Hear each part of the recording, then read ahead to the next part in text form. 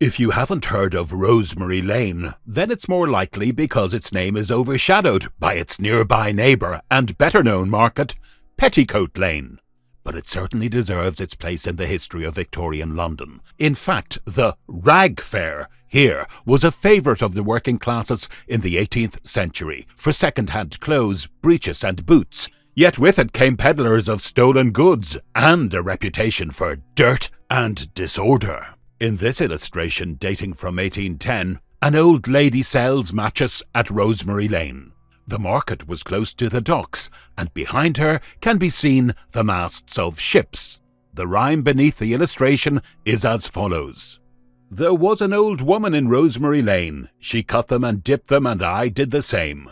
Come buy my fine matches, come buy them of me. They are as fine matches as e'er you did see. They are as fine matches as you can desire, for lighting of candles or kindling of fires.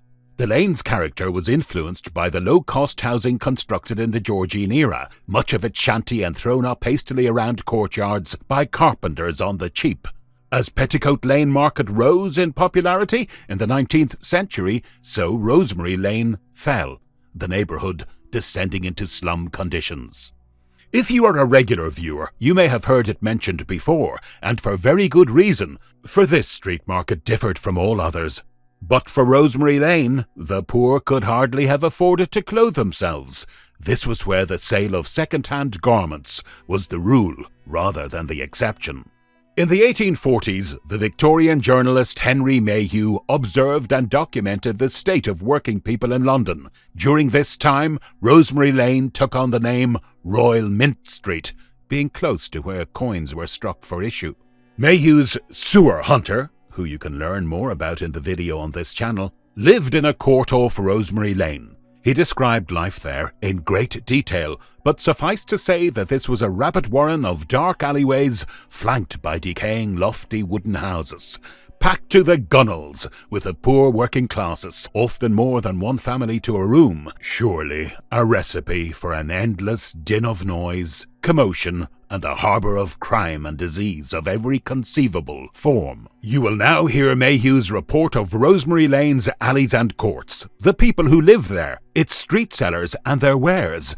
But before this, please consider clicking the subscribe button for more content like this.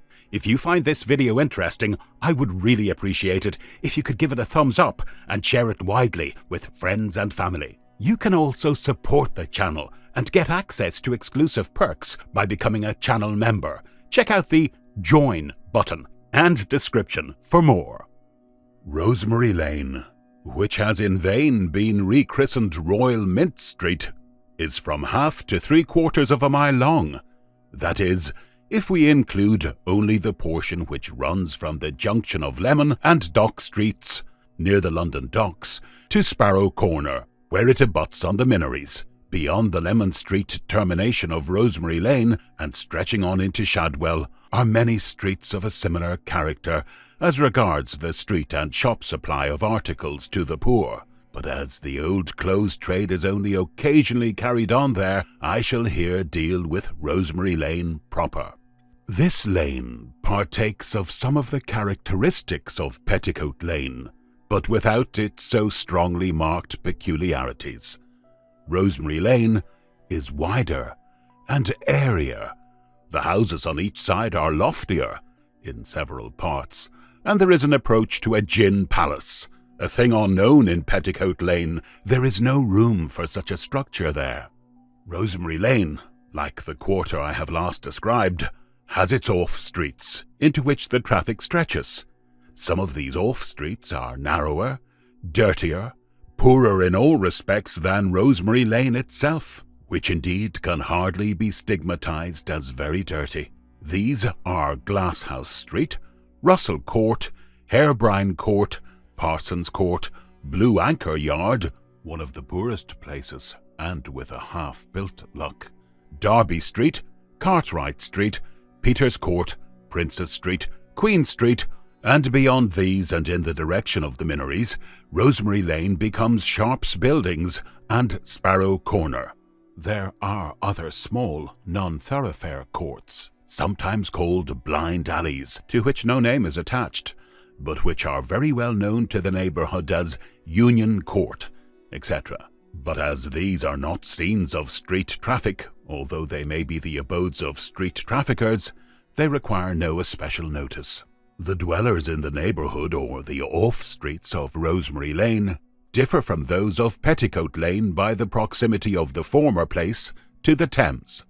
The lodgings are occupied by dredgers, ballast heavers, coal whippers, watermen, lumpers, and others whose trade is connected with the river, as well as the slop workers and sweaters working for the minories. The poverty of these workers compels them to lodge wherever the rent of the rooms is the lowest, as a few of the wives of the ballast heavers, etc., are street sellers in or about Rosemary Lane. The locality is often sought by them.